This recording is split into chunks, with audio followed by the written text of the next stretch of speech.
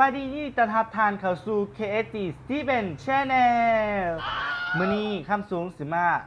รีวิวของขวัญนอกกิฟต์ที่ใหญ่จากหมู่เพื่อนนอกในวันเกิดคำสูงวันที่3 เดือน 7 กายมาแล้ว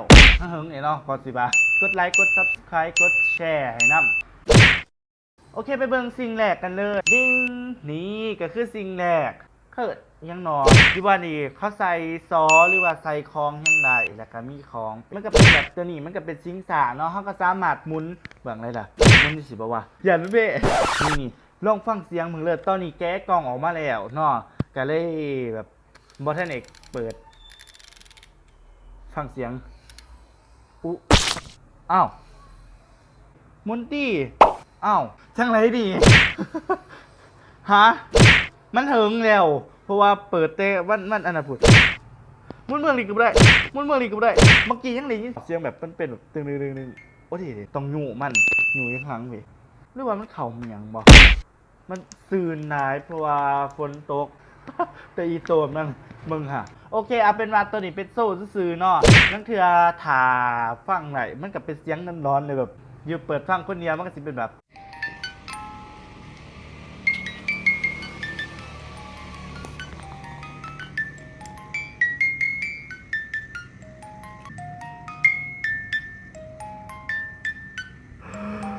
โอเคนะของต่อไปนี่ต่อไปก็คือนี่ก็จะเป็นกระตุ้งกระตาว้าวกดดักนุ่มนี่คักเฮ้ยนุ่มกดนุ่มมวนแล้วก็ยังมีตัวต่อไปก็คือเฮ้ยเป็นทั้งต้องออกวะนี่มี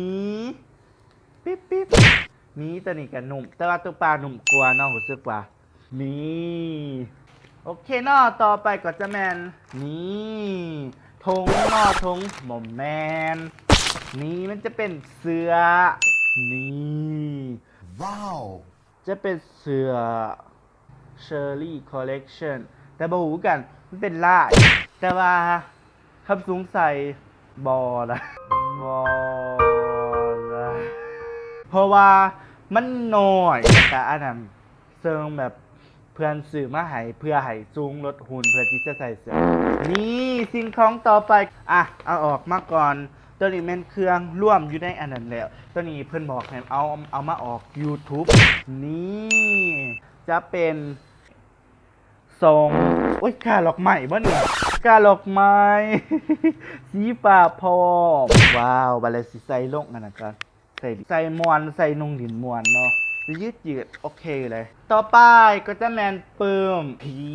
ซุ่มมักอ่านเรื่องผีกับหูซึกมวนเลยว้ายเกือบเฮีย นี่ตัวนี้แมนเปิมของไทยเนาะผีบ่มีวันตายผีไม่มีวันตายนี่อยู่ข้างในเปิดมามันก็เห็นคือเอียงบ่หูเสือสมิงมันเสือซึ่งมันเป็นเสือแหละค่ะมีผมนำอุ้ยขอสิไปขาขึ้นแบบน้องการ์ตูนเนาะโอเคของต่อไปดีกว่านี่ของต่อไปก็จะแมนแนวปาดมักกวเด้ที่นี่แนวปาดมักกวเป็นของภาษาญี่ปุ่นแพ็กเกจน่ารักแบบกล้วยมันสีใหญ่ปานใดวะแล้วลองแกะออกมาก่อนนี่เขาก็แกะออกมาแล้วป้อนนะสูงใหญ่เลยเนี่ยเกือบซ้ำกันเลยปู้ใหญ่ปานใดเบิ่งเลยเอาหมักกล้วยให้นั่นมากก่อนหมักกล้วยนอดเลย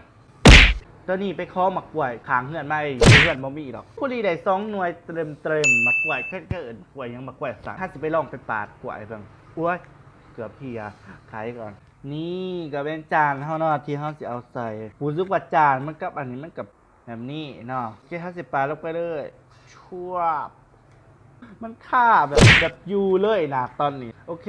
เฮาสิเอามาใส่หลานนังกันเอาเนาะนี่เนาะบีบลงเลยใช่ป่ะเที่ยวเฝ้าเที่ยว้าวแบบปาดครึ่งเลยโอ้ปาดหัวให้บอกเหมือนลองเอาออกอันนึงออกมาผมซื้อว่างามตางามก็มีตาอีกนี่ผมซื้อว่างามโคตรงามเลยฮะมันโฟกัสทั้งหลังอีกแล้วฮะโฟกัสทั้งหน้าเนี่ยงามว้าวเบื้องตีแบบมันผมซื้อแบบ มันปาดแล้วมันปาดแบบขาดเลยนะวันไหนมันโอเคเนอกของต่อไป นี่ของต่อไปก็จะแมนพ่วงกระแจเป็นลายสไปเดอร์แมนเฮ้ยสีกล่องกับสีนี่มันหมดเลยคือกันสีแถมมันจะเป็นสีแบบแจ๋ๆแบบนี้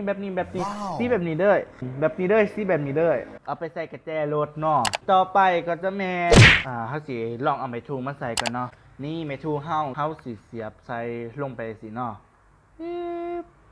ชุบชุบมันสิหูซึกแน่นเนี่ยเห็นป่ะชุบ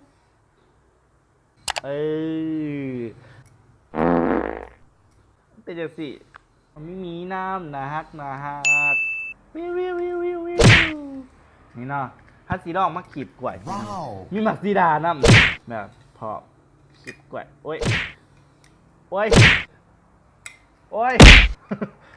มันคือมันอีหยังมันคือปีดขึ้นโอ้ยมันปีดขึ้นโอ้ยโอ้ยเวลาขีดมันจะเป็นแบบใช่ป่ะมันขีดไปเลยฮะ